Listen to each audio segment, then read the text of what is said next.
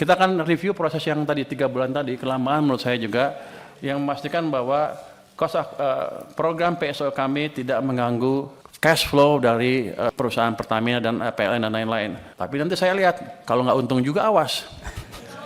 Kita akan percepat. Berapa lama Anda bisa betulin? Sebulan selesai Pak. Nanti kalau nggak dia saya pindahin.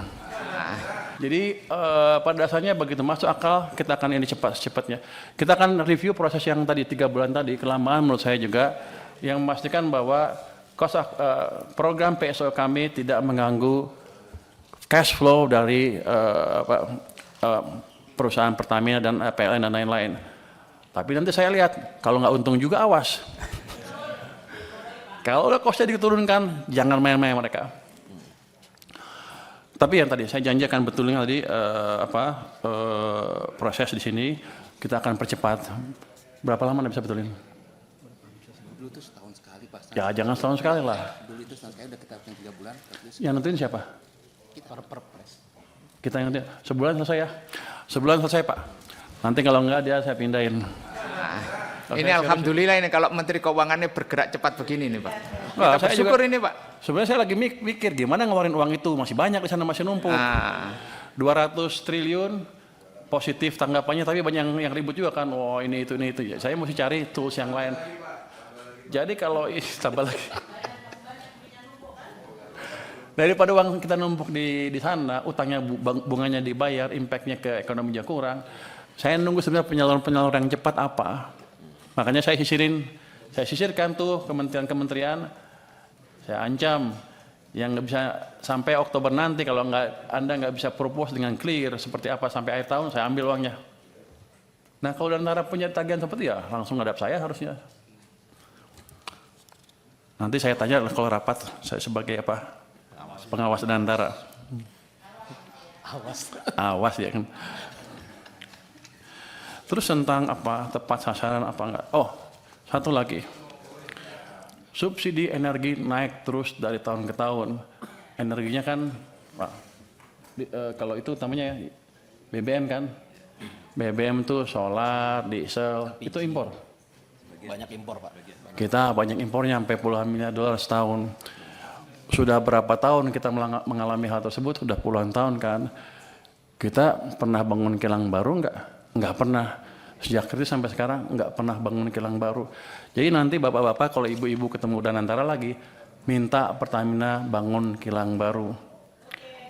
Saya pernah, waktu saya di Maritim, saya pernah tekan mereka tahun 2018 untuk bangun kilang. Mereka janji mereka akan bangun 7 kilang baru dalam waktu 5 tahun. Sampai sekarang kan nggak ada satupun. Jadi Bapak tolong kontrol mereka juga. Dari saya kontrol, dari Bapak-Bapak juga kontrol. Karena kita rugi besar. Karena kita impor dari mana? Dari Singapura. Minyak, produk minyaknya. Pabrik pupuk juga. Jadi pada dasarnya kalau gitu sekarang saya bukan juru bayar saja. Saya akan masuk. Saya akan lihat mereka jalankan apa enggak proyek-proyek yang diusulkan. Kalau enggak kita potong uangnya juga Pak. Saya kan pengawas, saya ganti aja dirutnya. Artinya timbal balik. Jadi ini saya pikir masukan yang bagus sekali dari DPR. Gimana caranya kita memproduksi, tadi Pak Khairul Imam juga memperbaiki alat-alat produksi termasuk menyediakan. Makanya saya sisirkan tuh kementerian-kementerian. Saya ancam yang nggak bisa sampai Oktober nanti kalau Anda nggak bisa propose dengan clear seperti apa sampai akhir tahun, saya ambil uangnya. Nah kalau Danantara punya tagihan seperti ya langsung ngadap saya harusnya. Nanti saya tanya kalau rapat, saya sebagai apa? Pengawas Danantara. Awas ya kan. Terus tentang apa tepat sasaran apa enggak? Oh, satu lagi. Subsidi energi naik terus dari tahun ke tahun. Energinya kan, kalau itu namanya BBM kan? BBM itu solar, diesel, itu impor. Banyak impor Pak. Kita banyak impornya sampai puluhan miliar dolar setahun.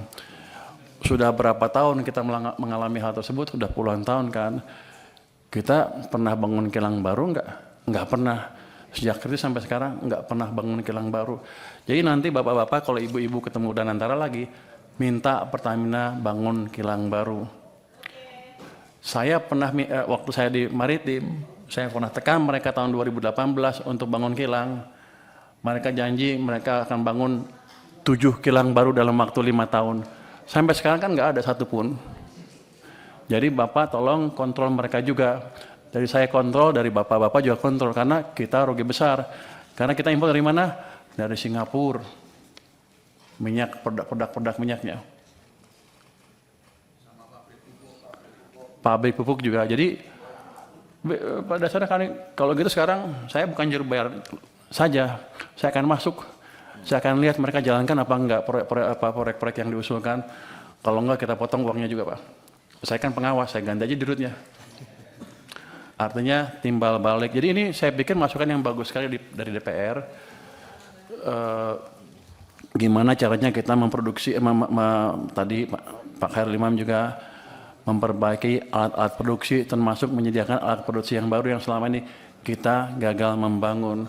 Jadi kilang itu bukan kita nggak bisa bikin atau kita nggak bisa bikin proyeknya, cuman Pertaminanya males-malesan aja.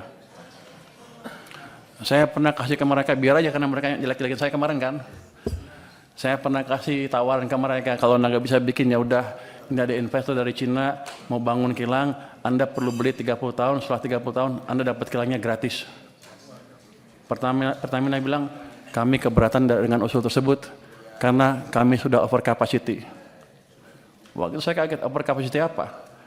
Kami sudah rencana bangun 7 kilang baru, satu pun nggak jadi kan?